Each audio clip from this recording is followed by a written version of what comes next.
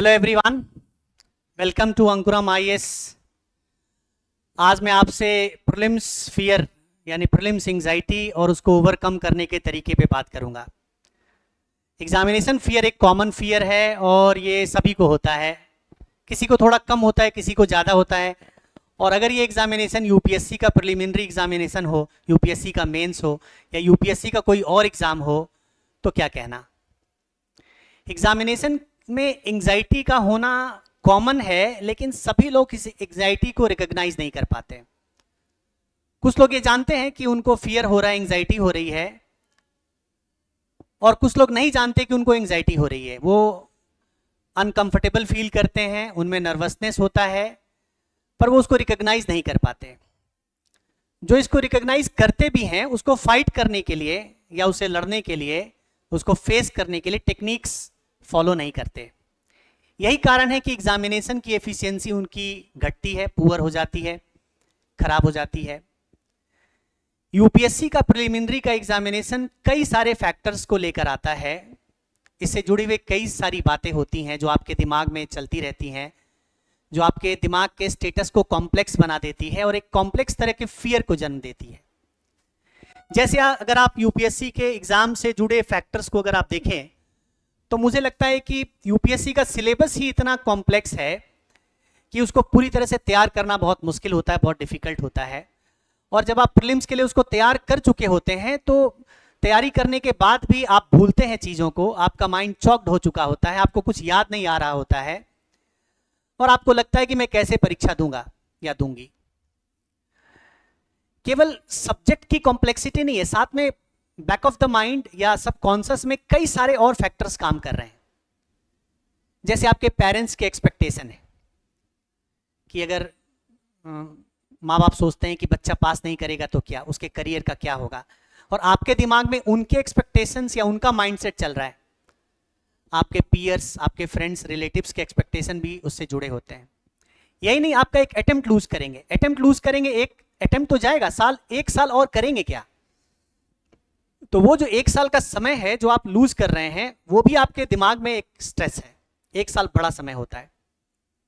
कई और फैक्टर्स हो सकते हैं, जैसे बॉयफ्रेंड गर्लफ्रेंड हैं, शादी होनी है, मैरिज नहीं हो रहा है, एग्जाम हो जाएगा, सेटल हो जाएंगे पास करके तो मैरिज होगा। जॉब का क्या होगा, अगर आईएएस नहीं बने तो क्या होगा, कौन सी जॉब मिलेगी। और आपने ऐसे सपने देख रहे होते हैं, कलेक्टर बनने का सपना, लाल बत्ती की गाड़ी में घूमना, एसी चैम्बर में बैठकर पूरे डिस्ट्रिक्ट को चलाना, ये जो सपना आप देख रहे होते हैं लंबे समय से, वो सपना अगर टूट जाएगा तो क्या। ये सारी चीजें आपके स्टेटस को, एनवायरनमेंट को बहुत कॉम्प्लेक्स बना देती है और आपका मेंटल स्टेट एक अननोन फियर, एक अननोन कॉम्प्लेक्स फियर जिसको एंजाइटी कहते हैं, उससे गुजर रहा होता है। एंजाइटी सबको होती है, किसी को थोड़ी कम होती है, किसी को ज्यादा होती है। अगर एंजाइटी कम हो यानी फियर थोड़ा हो तो उसको फाइट करने के सिंपल टेक्निक्स होती है। जैसे अगर आपकी एंजाइटी थोड़ी कम है तो आप ब्रीदिंग एक्सरसाइज से काम चला सकते हैं, लेकिन अगर आपकी एंजाइटी ज्यादा है तो उसको फाइट करने के लिए, उसको टैकल करने के लिए कुछ खास टेक्निक्स का प्रयोग करना होगा। आज मैं आपसे एंजाइटी को फाइट करने का, आपके मेंटल स्टेट को बैलेंस करने की कुछ टेक्निक पर बात करूंगा, आपको कुछ टेक्निक सिखाऊंगा जो आपको काम आएगा। इसमें सबसे इंपॉर्टेंट यह समझना है कि आपको यह रिकॉग्नाइज करना होगा, आपको यह बात एक्सेप्ट करनी होगी कि आपका मेंटल स्टेट क्या है। तभी आप मेरे इस वीडियो को, मेरे इस लेक्चर को इंपॉर्टेंस दे पाएंगे। यदि आप ये फील करते हैं कि आप एंजाइटी के दौर से गुजरे हैं, यदि आप फील करते हैं कि आपको एंजाइटी होती है, आप फील करते हैं कि आपको फियर है, आपको एग्जामिनेशन का फियर रहता है, तो आप बहुत ध्यान से इन टेक्निक्स को देखें और उसका प्रयोग करें। सबसे पहले, जैसे मैंने आपसे कहा कि आपको यह रिकॉग्नाइज करना होगा कि आपका मेंटल स्टेट क्या है। आपको समझना होगा कि आपके अंदर कोई फियर है, नर्वसनेस है। नर्वसनेस कई तरह का होता है। नर्वसनेस आप स्टेज पर बोल रहे हैं उसका नर्वसनेस होता है, मैरिज हो रही है उसका नर्वसनेस होता है, किसी नए फ्रेंड से आपको मिलना उसका नर्वसनेस होता है। लेकिन एग्जामिनेशन का नर्वसनेस कुछ ज्यादा ही सिग्निफिकेंट होता है।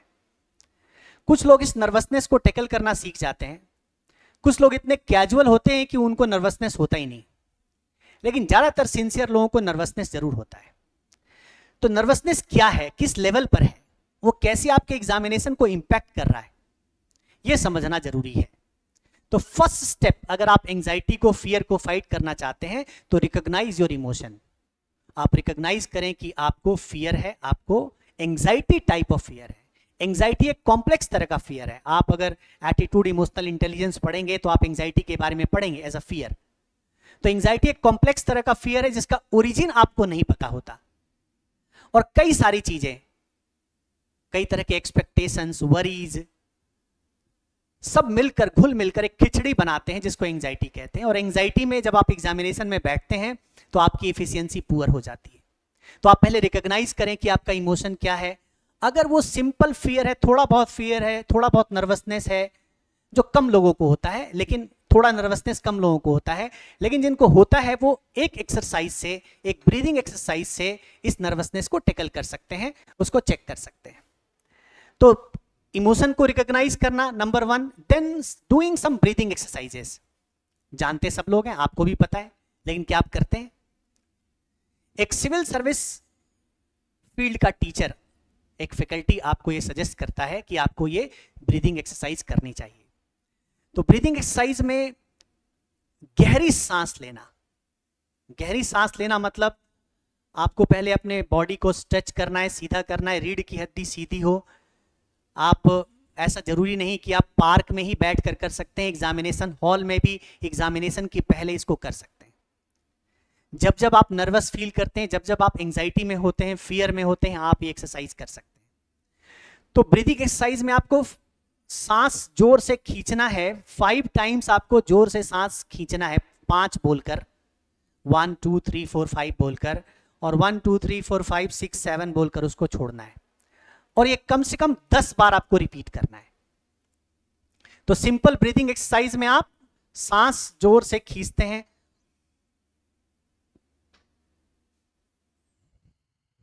छोड़ते हैं, 1 2 3 4 5, 1 2 3 4 5 6 7, एक प्रोसेस। दूसरा प्रोसेस अनुलोम विलोम का है, बहुत ही कॉमन है, कॉमन योगिक प्रैक्टिस है, जिसमें आप अपने इस उंगली से एक नाक को दबाते हैं, दूसरी नाक से सांस लेते हैं। ऐसे ही 5 बार 1 2 3 4 5 सांस लेना है, और फिर इस उंगली से इस नाक को दबाएंगे और सांस छोड़ेंगे। 1 2 3 5 से सांस लिया, 1 2 3 4 5 6 7 से सांस छोड़ा। कम सेकंड सांस लेते हैं, ज्यादा सेकंड सांस छोड़ते हैं। इस प्रोसेस को आप 10 टाइम्स करते हैं। ये सिंपल फियर को, थोड़े बहुत नर्वसनेस को कंट्रोल करने में हेल्प करता है, ये आपके पल्स को रेगुलेट करता है, बेटर बनाता है, हार्ट की फंक्शनिंग को भी इंप्रूव करता है। अभी आपकी आवश्यकता हार्ट की फंक्शनिंग नहीं, अपने मेंटल स्टेट को बैलेंस करना है, जिसमें हेल्प करता है। लेकिन अगर ये एंजाइटी या फीवर कॉम्प्लेक्स हो जाए, अगर एंजाइटी ज्यादा हो, अगर ये प्रोसेस आप करें, इस प्रोसेस को यदि आप करते हैं तो आपके उस एंजाइटी को कंट्रोल करने में हेल्प नहीं करेगा। ज्यादा एंजाइटी में, ज्यादा फियर में, ज्यादा नर्वसनेस में, जो कि बहुत बार एग्जामिनेशन में होता है, आप प्रीलिम्स की परीक्षा दें, मेंस की परीक्षा दें, इंटरव्यू में बैठे, आप यूपीएससी की परीक्षा दे रहे हैं, स्टेट पीएससी की परीक्षा दे रहे हैं, कोई भी एग्जाम दे रहे हैं, एंजाइटी हो सकती है, ज्यादा एंजाइटी हो सकती है। बहुत से लोगों को ज्यादा एंजाइटी होती है। तो ज्यादा एंजाइटी में हम लोग 5 सेंस ग्राउंडिंग टेक्निक्स को फॉलो करते हैं। आज के इस लेक्चर में मैं उस ग्राउंडिंग टेक्निक पर बात करूंगा, 5 सेंस टेक्निक पर बात करूंगा। तो आइए हम समझते हैं कि 5 सेंस टेक्निक क्या है। देखिए, बहुत ही इंपॉर्टेंट एक्सरसाइज है। अगर आप क्लिनिकल साइकोलॉजिस्ट से मिलेंगे, जो क्लिनिकली साइकोलॉजी में ट्रीटमेंट दे रहे हैं, वो लोग इसका प्रयोग करते हैं। एक 5 4 3 2 1 यानी 5 सेंस एक्सरसाइज है, और एक 3 3 3 रूल है। तो उसमें ज्यादा जो इफेक्टिव प्रोसेस है वो है 5 4 3 2 1, इसको 5 सेंस एक्सरसाइज भी कहा जाता है। तो ये क्या है? इसको करने में थोड़ा समय लगता है, लेकिन आपको अगर जो समय लगता है, आप एग्जामिनेशन हॉल में एग्जाम शुरू होने के पहले ये कर सकते हैं। अगर आप एग्जाम शुरू होने के पहले, फियर होता ही होता है। अगर ऐसे स्टूडेंट की बात करूं, मैंने बहुत स्टूडेंट को फेस किया है, उनसे बात की है, उनको कोच किया है, गाइड किया है। मेंस की परीक्षा में और इंटरव्यू की परीक्षा में ये प्रॉब्लम स्टूडेंट ज़्यादा फेस करते हैं कि वो नर्वस के स्टेट में ज़्यादा होते हैं, एंग्जाइटी में ज़्यादा समय तक रहते हैं, और एग्जामिनेशन के 30-35 मिनट्स तक मेंस में और इंटरव्यू में लगभग 2-2.5-3 मिनट तक वो फियर में रहते हैं। तो वो क्लैरिटी के साथ बहुत कुछ सोच नहीं पाते, उनकी एफिशिएंसी पुअर होती है, आंसर्स में वो गलतियां करते हैं, एक्यूरेसी नहीं आती, स्पीड में समस्या होती है। ये तो मेंस एग्जामिनेशन की बात हो गई। इंटरव्यू में भी इसका इंपैक्ट पड़ता है। तो आपके एंक्सस स्टेट का होना आपके एग्जामिनेशन परफॉर्मेंस के लिए अच्छा नहीं है। उसी को बैलेंस करने के लिए 5 सेंस एक्सरसाइज किया जा सकता है। तो पहला मैंने आपको ब्रीदिंग टेक्निक बताई, वो सिंपल है इसलिए मैंने आप उसमें बिल्कुल समय नहीं लिया। अब हम बात करेंगे 5 सेंस एक्सरसाइज, जिसमें 5 4 3 2 1 इसको कहते हैं 5 4 3 2 1 ग्राउंडिंग टेक्निक इसको कहा जाता है। इसमें करना क्या है, तो इसका पहला स्टेप है, जैसे आप बहुत नर्वस हैं, एंक्सस हैं, आपके अंदर फियर है, कहीं भी लाइफ के किसी भी टाइम में, मैं आपको दावे के साथ कहता हूं कि लाइफ के दूसरे फेज में भी, बुढ़ापे में भी हो सकता है कि आपको मेरी ये टेक्निक काम आए, आपके लिए काम की हो। और ऐसे जो भी लोग फियर में है, बहुत से लोग फियर में रहते रहते रहते डिप्रेशन तक पहुंच जाते हैं। तो आप डिप्रेशन तक कभी नहीं जाएंगे अगर आपने ग्राउंडिंग टेक्निक्स को रेगुलरली प्रैक्टिस किया।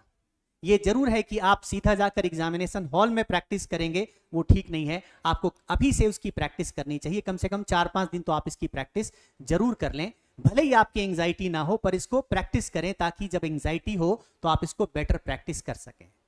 और जो कभी भी मैरिज के समय भी एंग्जाइटी होती है, शादी हो रही हो एंग्जाइटी होती है, किसी फंक्शन को आप मैनेज कर रहे हैं एंग्जाइटी होती है, कोई रिजल्ट आने वाला हो किसी तरह का, कोर्ट के जजमेंट्स हो, एंग्जाइटी होती है। उसी तरीके से प्रिलिमिनरी का एग्जामिनेशन तो बहुत सर पर बोझ होता है। क्यों होता है? ऐसे लोगों के लिए जिन्होंने एक प्रीलिम्स फेल कर लिया है, उसके लिए तो जीवन मरण का प्रश्न होता है कि इस बार भी फेल कर जाऊंगा तो क्या होगा। मम्मी पापा, उनके लिए भी बहुत बड़े एक्सपेक्टेशंस आप होते हैं कि आप उनके जीवन में कुछ परिवर्तन लाएंगे, चेंज लाएंगे, और आप उस पर फेल कर रहे होते हैं। आपको लगता है कि अगर मैं नहीं खरा उतरूंगा तो क्या होगा। जो एकेडमिक्स में बहुत अच्छे होते हैं, स्कूल में टॉप करते हैं, कॉलेज में टॉप करते हैं, अब उनके लिए चैलेंज होता है। आईएएस में टॉप करना आसान नहीं होता। अपने स्टेटस को बनाए रखना सोसाइटी में, उनके बारे में परसेप्शन को बनाए रखना सोसाइटी में, उनके लिए बड़ा चैलेंज होता है। उनके लिए तो एंग्जाइटी ज्यादा प्रोमिनेंट होती है।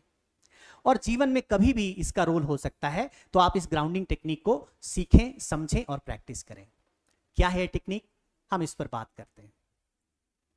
इसका पहला तो, सबसे पहले तो किसी भी एंग्जाइटी को, किसी भी फियर को, किसी भी निगेटिविटी को कंट्रोल करने के लिए या निगेटिव इमोशन को कंट्रोल करने के लिए सबसे पहले जरूरी है उस इमोशन को रिकॉग्नाइज करना, और दूसरा अपने माइंड में ये फीलिंग लाना कि मैं उसको फाइट करने के लिए तैयार हूं।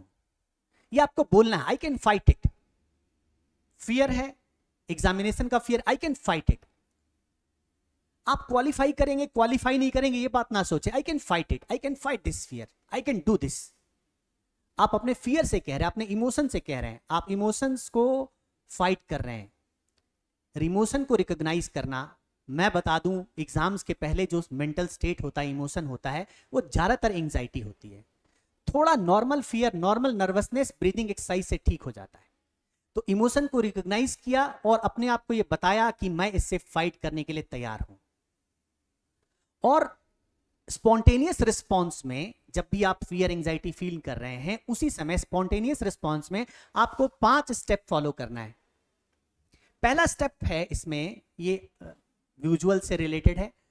आप ऐसी अपने 5 चीजों को देखें। जैसे मेरे सामने में एक कैमरा है, मेरे सामने में एक पंखा है, मेरे सामने में एक सिस्टम का स्क्रीन है, मेरे सामने में एक बोर्ड लगा हुआ है जिसमें लिखा है I will not compromise myself to any fear, ऐसे लिखा हुआ मेरे सामने।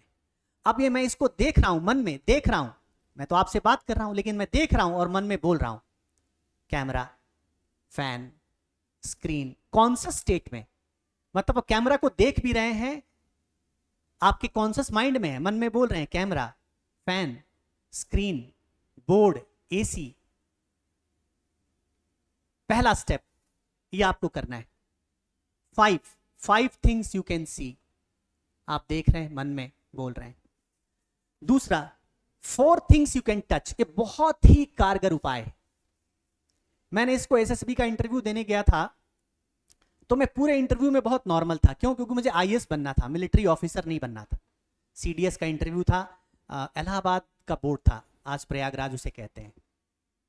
तो स्क्रीनिंग में और उसके बाद के फेजेस में बहुत नर्वस नहीं था, लेकिन जब कॉन्फ्रेंसिंग होती है, लास्ट मोमेंट होता है, उसके पहले मैं बहुत नर्वस था, पता नहीं क्यों। तो उसमें ये टच बहुत, मुझे मेरे सीनियर थे, सिविल्स की तैयारी कर रहे थे वो, तो मैं तैयारी दिल्ली में कर रहा था, तभी मैं एग्जाम देने गया था, एसएसबी देने गया था। तो उन्होंने मुझे बताया था कि किसी चीज को टच करो, उस टच को फील करो। जैसे मेरे पीछे एक टेबल है, मैं इसको टच कर रहा हूं, उसको फील कर रहा हूं। मैं घड़ी को टच कर रहा हूं, उसको फील कर रहा हूं। यहां तक कि आप बैठे हुए चेयर पे और पैर को नीचे दबाइए और जूते को खोल दीजिए, सॉक्स को भी कोशिश करिए कि आप निकाल सके तो निकाल दीजिए, और उसको पैर को नीचे दबाइए और उस फर्श के स्पर्श को फील करिए। ऐसे 4 चीजों को आपको टच करना है, उस टच को फील करना है। तो आप जब टच करेंगे, मैंने यहां पर एक चेयर को टच किया है और मैं इस चेयर को टच करके फील करने की कोशिश कर रहा हूं।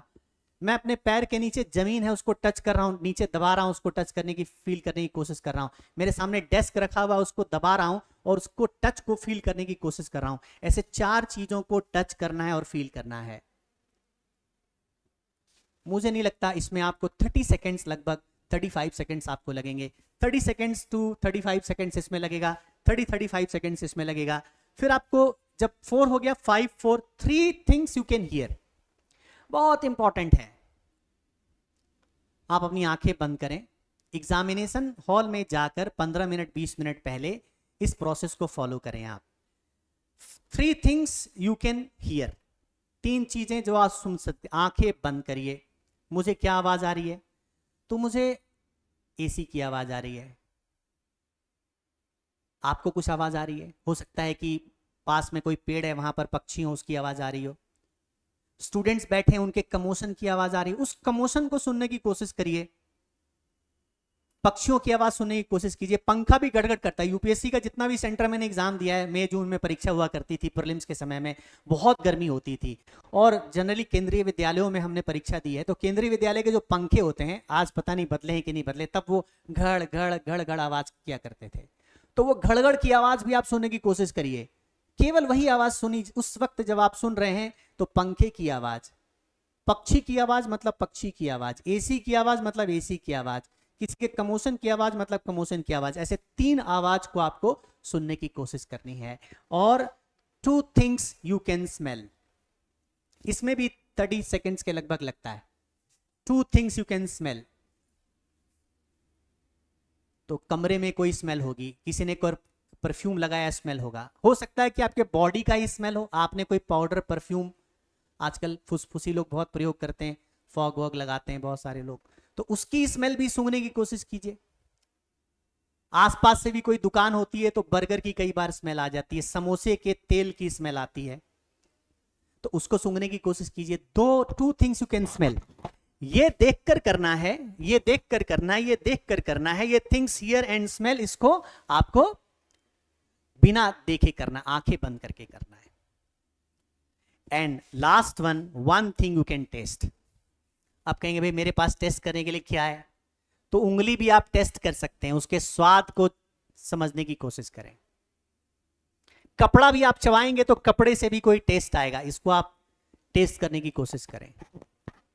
पानी मुंह पर रख लीजिए और उसको सिप लेकर टेस्ट करने की कोशिश कीजिए। टेस्ट मतलब आप सेंस को अप्लाई कर रहे हैं। देखने का मतलब आप देख रहे हैं पर आपका सेंस काम नहीं कर रहा है क्योंकि आप कहीं और हैं, तो वो सेंस पूरी तरीके से इन्वॉल्व नहीं है। आपके सेंस को इन्वॉल्व करना। देखना मतलब आप देख ही रहे हैं, सुनना मतलब आप सुन ही रहे हैं, सूंघना मतलब आप सूंघ ही रहे हैं, टच करना मतलब आप टच ही कर रहे हैं, और आप स्वाद ले रहे हैं तो मतलब स्वाद ही ले रहे हैं, बाकी और कोई काम नहीं कर रहे हैं। ये अगर 5 स्टेप आप फॉलो करते हैं, ये लगभग 2.5 मिनट का प्रैक्टिस होता है, कभी कभी इसको 3 मिनट लगता है।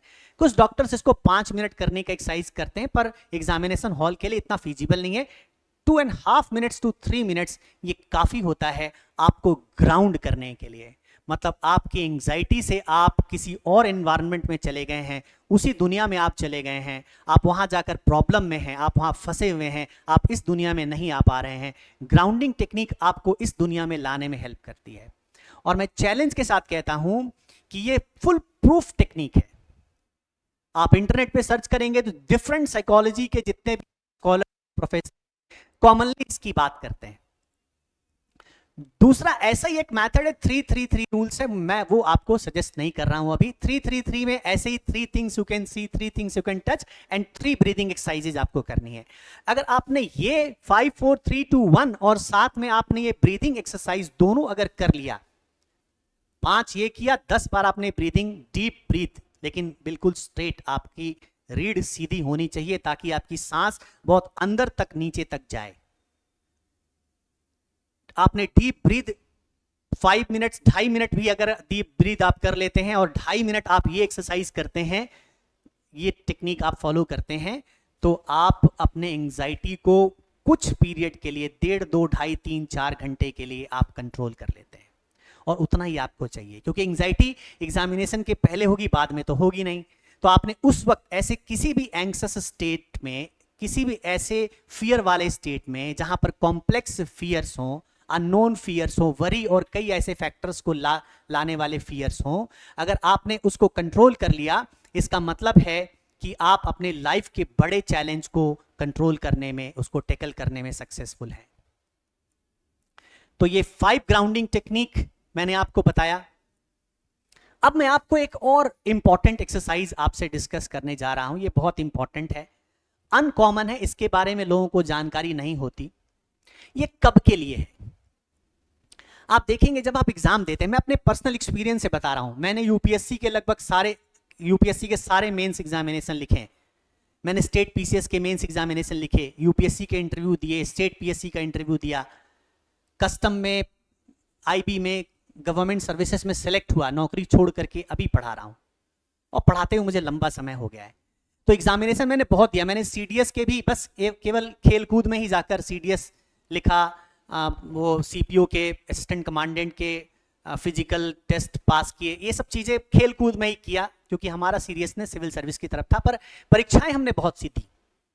तो जब परीक्षा हमने दी, उसमें हमने कई सारी चीज़ों को फील किया, रिकॉग्नाइज किया, धीरे धीरे हमने समझा कि अगर मैं फर्स्ट सिटिंग में अपने मेंस की परीक्षा या प्रीलिम्स की परीक्षा दे रहा हूं, हमारे समय में जनरल स्टडीज और ऑप्शनल 2 चीजें हुआ करती थी। तो ऑप्शनल का पेपर दिया, फिर आपको जीएस देना है प्रीलिम्स में। अब आपके लिए प्रीलिम्स में पहला जीएस का पेपर है, फिर सीसेट का पेपर है। सीसेट भी क्वालिफाइंग है, अगर 66 मार्क्स नहीं आएगा तो आप बाहर हो जाएंगे एग्जामिनेशन से। बहुत लोग सीसेट में फेल करते हैं। तो जो 2 फेज का, 2 शिफ्ट का एग्जाम है, मेंस का एग्जाम हो या प्रीलिम्स का एग्जाम हो, उसमें पहला शिफ्ट देने के बाद आप फिजिकली थोड़ा सा डल होते हैं। अगर आपने किसी एग्जामिनेशन में, मान लीजिए आपने पेपर 2 एग्जाम दिया और आपको 110 नंबर मिल रहा है, मान लीजिए जीएस 2 में, मतलब सेकेंड शिफ्ट में, सॉरी, 110 मिल रहा है, तो ये जरूर है कि अगर आप इस टेक्निक को फॉलो करेंगे तो 5-7-10 नंबर का इंप्रूवमेंट हो जाएगा। जैसे आप कहीं पर घूमने फिरने जाते, बहुत थके हुए हैं, अब आपका दिमाग नहीं काम कर रहा, शरीर काम नहीं कर रहा, दिमाग काम नहीं कर रहा है, लेकिन आपने एक छोटा सा नैप ले लिया, अगर आपने थोड़ी सी झपकी ले ली, तो आपके अंदर एनर्जी आ जाती है। ठीक है, तो आप में नई ऊर्जा का जन्म होता है अगर आपने छोटा सा नैप लिया है तो। लेकिन आप एग्जामिनेशन हॉल में परीक्षा देकर निकले हैं, बाहर किसी पार्क में या किसी खुली जगह में बैठे हुए, आपके अंदर अगले एग्जाम का प्रेशर है, क्या आप नैप ले सकते हैं? क्या ये पॉसिबल है? आपका माइंड आपको नैप लेने के लिए अलाउ करेगा? तो ब्रीदिंग एक्सरसाइज के साथ साथ एक ऐसी एक्सरसाइज है जो आपके शरीर को नींद की अवस्था में ले जाने में हेल्प करती है, उसको कहते हैं जेपीएमआर। इसका फुल फॉर्म है जैकॉब्सन प्रोग्रेसिव मसल रिलैक्सेशन एक्सरसाइज। ये क्या होता है इसको मैं आपको भी बताता हूं, आप इसको प्रैक्टिस करें। अगर आप इसको प्रैक्टिस करते हैं, खासकर एग्जामिनेशन के गैप में या कभी भी आप पढ़ाई करते समय थक जाते हैं और आगे पढ़ना चाहते हैं, तो जेपीएमआर करके आप उसको कंटिन्यू कर सकते हैं। ये ठीक बात है कि आप जवानी के फेज में हैं, आपके शरीर में थकान कम होती है, लेकिन जितनी भी होती है सभी को थकान कम हो रही है। कंपटीशन है, आपकी थकान अगर दूर हो जाए, आपकी माइंड की एफिशिएंसी बेटर हो जाए, तो आप दूसरे के कंपैरिजन में एडवांटेज ले सकते हैं। सभी लोग तो यंग है, सभी की तो उम्र कम है, सभी तो उसी स्टेज में है। तो आपको ये एक्सरसाइज कैसे करनी है मैं इसकी टेक्निक बताता हूं, बहुत ध्यान से सुनिएगा। बहुत सिंपल है, डिफिकल्ट नहीं है। 4-5 बार प्रैक्टिस करिए। 2 प्रीलिम्स के जो 2 पेपर हैं उसके गैप में इसको प्रैक्टिस कीजिए। मेंस की परीक्षा दे रहे हैं, 2 शिफ्ट में है, गैप में इसको प्रैक्टिस कीजिए। बहुत समय नहीं लगता, मैक्सिमम 5 to 7 मिनट्स लगेगा। बैठ के भी एक्सरसाइज होती है JPMR, और स्लीपिंग स्टेज में भी होती है, लेट कर भी होती है। और लेट कर किसी पार्क में आसपास कहीं टहलिए, देखिए पार्क मिल जाएंगे, लेटने की जगह मिल जाएगी, बिना शर्म किए वहां पर घास पर लेट जाइए और लेट कर इसको प्रैक्टिस करिए। कैसे प्रैक्टिस करना है मैं आपको बताता हूं। ये आपके बॉडी के पार्ट्स हैं, ये फुट है, ये लेग है, घुटने हैं, बटक, स्टोमक, चेस्ट, माउथ, आईज इतने हैं। आपको एक एक करके बॉडी के पार्ट्स को स्ट्रेच करना है, मतलब उसको खींचना है और फिर रिलैक्स करना है। जैसे इस लेग को आप थोड़ा सा उठाएंगे, इस पार्ट को थोड़ा सा उठाएंगे और ऐसे स्ट्रेच करेंगे, बिल्कुल स्ट्रेस डालकर स्ट्रेच करेंगे और फिर उसको रिलैक्स छोड़ देंगे। यहां से शुरू करेंगे। Right leg stretch 5 seconds, 5 count, stretch, relax. Left foot stretch, relax. Leg पूरा खींचना है, स्ट्रेच, रिलैक्स। फिर आप आ जाइए, ये पीछे का पार्ट स्ट्रेच करिए, रिलैक्स करिए। फिर आप आ जाइए, हाथ को ऐसे सामने करना है, पूरा स्ट्रेच कर दीजिए 5 सेकेंड तक, फिर रिलैक्स करिए। और ये नीचे सोए हुए, लेटे हुए करना है। लेट कर हाथ जमीन पर है, आपने स्ट्रेच किया, रिलैक्स कर दिया, स्ट्रेच किया, रिलैक्स कर दिया। फिर आप अपने पीठ को ऐसे उठाना है, ऐसे रिलैक्स करना है। कंधे को ऐसे उठाना, रिलैक्स करना है। फिर आपका ये हेड का पार्ट है, ऐसे रिलैक्स करना है, ऐसे रिलैक्स करना है। फिर आपको अपने इस गाल को रिलैक्स करना है। आईज क्लोज करिए, जोर से दबाइए, रिलैक्स कीजिए। ये हेड पर प्रेशर डालिए, रिलैक्स करिए। जितनी चीजें, पार्ट्स यहां दिख रहे हैं, यहां से लेग से लेकर हेड तक, आप इसको रिलैक्स करेंगे। और जब आप पूरा इस हेड का पार्ट का रिलैक्सेशन पूरा हो जाएगा, तब आप एक थॉट में जाएंगे। कोशिश करें थॉट में जाने की। इनिशियली थोड़ा डिफिकल्ट होता है कि आप हवा में उड़ रहे हैं, मतलब आपका बॉडी का प्रेशर बिल्कुल जीरो हो गया है, एक जीरोइंग स्टेट में आप पहुंच गए हैं। आपके बॉडी में बिल्कुल वजन नहीं है, आप ऐसे हवा में उड़ने वाला स्टेज।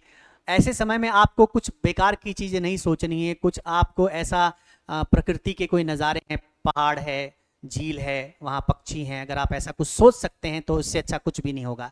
आप उसके बारे में सोचेंगे और बॉडी को जीरो के, क्योंकि आपका बॉडी जब स्ट्रेच होकर जब रिलैक्स्ड होता है तो वो जीरो स्टेट में चला आता है, तो पूरा बॉडी एक जीरो स्टेट में आएगा। आपको ऐसा सोचने की कोशिश करनी है कि आप कुछ नहीं कर रहे हैं, आप बिल्कुल हवा में उड़ रहे हैं, आपका बॉडी में कोई वजन नहीं है। और ये प्रैक्टिस आपको 2.5 से 3 मिनट करनी है। तो ये पूरी एक्सरसाइज 14 से 15 मिनट की साइकोलॉजिस्ट बताते हैं। मैं आपको एग्जामिनेशन के पॉइंट ऑफ व्यू से 6 से 7 मिनट मैक्सिमम करने की सलाह देता हूं। 7 मिनट अगर आपने ये एक्सरसाइज कर ली, जिसमें 2.5 से 3 मिनट जीरोइंग स्टेट पर आप रह गए, तो आपके बॉडी में एक नींद की अवस्था क्रिएट होगी। ऐसा लगेगा कि आपने एक छोटी सी झपकी ली है, एक ऐसी झपकी कट सी आएगी, उसको पावर नैप। जो बच्चे दिन में सोते हैं, पावर नैप लेते हैं, आप भी सोएंगे, पावर नैप लेंगे। ये भी JPMR भी एक पावर नैप का काम करता है, और ये आपकी माइंड की एफिशिएंसी को बहुत बढ़ा सकता है। ये सब ऐसा, ये टेक्निक्स है। सिविल सर्विस की कोचिंग में लंबे समय से मैं इस फील्ड को देख रहा हूँ, 19 ईयर्स मुझे पढ़ाते हुए हो गया। मैं देख रहा हूँ कि कोचिंग एक ढर्रे पर काम करती है, स्टूडेंट्स भी एक ही ढर्रे पर काम करते हैं। वो केवल स्टडी मटेरियल कंटेंट उसमें ही उलझे रहते हैं। ठीक है, आपको पढ़ाई करनी चाहिए, आपको मेहनत करनी है, आपको बहुत सारे कंटेंट्स भी पढ़ने हैं, स्टडी मटेरियल्स कई तरह के हैं, बुक्स कई प्रकार के हैं, कई लेक्चर्स भी देखने हैं।